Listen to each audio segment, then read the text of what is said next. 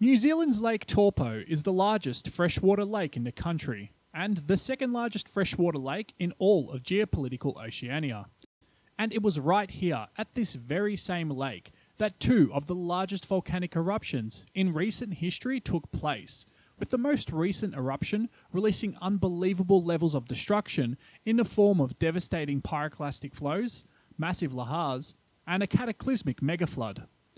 This eruption is known as the Hatepi eruption. In this video, we're going to cover the Hatepi eruption in depth and discuss the volcanic complex that fueled it. This is part 1 of the series I'm creating, which will cover the Taupo volcanic zone, including its formation and previous supervolcanic eruptions. So, if you like this video and want to see more of this content, consider subscribing and clicking that like button to help the channel out. With a surface area of 616 square kilometres, Lake Taupo is an utterly gorgeous body of water, situated within an equally breathtaking piece of land within New Zealand's North Island. The maximum depth of the lake is 186 metres deep, and it is drained by the Waikato River. The lake partly fills a caldera, which was created after a supervolcanic eruption that occurred 26,500 years ago. This supervolcanic eruption is called the Oronui eruption, and is the largest known eruption to have occurred on our planet in the past 70,000 years, since Lake Taupo's last super eruption. These massive eruptions are being fueled by the Taupo volcanic zone, which is a massive region of volcanic activity. This volcanic zone began erupting about 300,000 years ago, which is evidenced by the many calderas and caldera lakes that dot the northern part of the North Island, all of which formed following older supervolcanic eruptions. Major eruptions occur at Taupo on average every 1,000 years or so, which means it's been inactive for an unusually long period of time. Some other volcanoes in the Taupo volcanic zone have erupted far more frequently, but Taupo itself has so far lain dormant. Taupo erupts rhyolite, a high silica viscous magma that, when mixed with gas or steam, erupts extremely violently. The Hatepi eruption is the most recent volcanic eruption to have occurred from Lake Taupo, and is dated to either 180 or 233 AD. It is considered to be the largest eruption to have occurred in New Zealand in the past 20,000 years, and it ejected some 120 cubic kilometres of material, of which 30 cubic kilometres was ejected in a matter of minutes. This makes it one of the most violent eruptions in the last 5,000 years, comparable to the Minoan eruptions in the 2nd millennium BC and the 946 eruption of Paektu Mountain, which I already made a video of, and will include the link for that in the description down below. The eruption went through a variety of eruptive styles, from weak phreatomagmatic eruptions to a Plinian-level eruption, and included the release of a huge pyroclastic flow after a caldera collapse.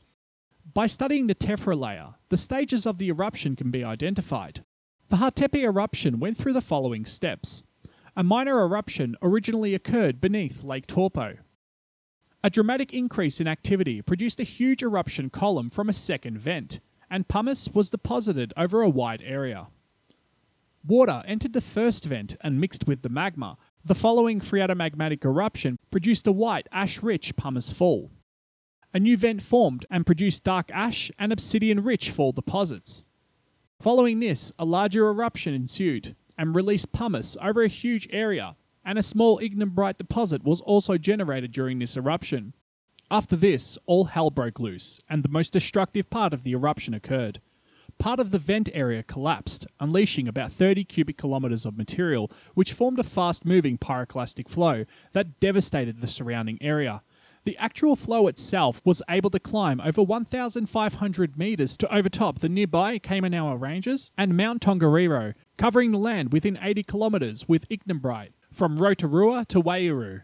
Loose pumice and ash deposits formed lahars which decimated its way down all the main rivers. Perhaps the most astonishing aspect of this pyroclastic flow was that it was so abnormally strong that it was able to erode more material off the ground surface than it deposited with ignimbrite. Entire valleys were filled, evening out the shape of the land, and all vegetation was flattened, scorched and buried. Rhyolitic lava domes were then extruded some years later. The area of Lake Taupo was understandably expanded after this eruption, and the previous outlet was blocked, causing the water level to rise 35 metres above the present-day level. At some point an overflow occurred, and a huge outburst flood was triggered, which is a type of catastrophic megaflood that involves the sudden release of a massive quantity of water. It flowed for more than a week at roughly 200 times the Waikato River's current rate. This eruption has been linked to red skies that were witnessed in China and Rome. Red skies are an effect that very strong volcanic eruptions and the aerosols they release can create. New Zealand is believed to have been unoccupied at this point, as Maoris arrived around 1280 AD. Following this eruption, Taupo has sat eerily dormant, as it slowly fills the giant cavernous magma chamber until it's ready to surface. Only this time, when it does surface, it'll be greeted by millions of primates who are calling the surface it intends to destroy home. Thus, New Zealand scientists are monitoring Taupo very closely. The last time it erupted, the closest humans were on Australia, over 2,000 kilometres away to the west. But if it was to happen in present day, it would be an utter catastrophe. The volcano is definitely still alive and has moderate fumarole activity and hot springs along the shores of the lake to serve as a warning that it is. In the next video, we'll be covering the supervolcanic eruption that created Lake Taupo, the Oruanui supervolcanic eruption. Be sure to subscribe and hit the bell icon so you're notified of its release. If you enjoyed this video, click that like button, it really helps this channel out. Thanks for watching, I'll see you all in part 2.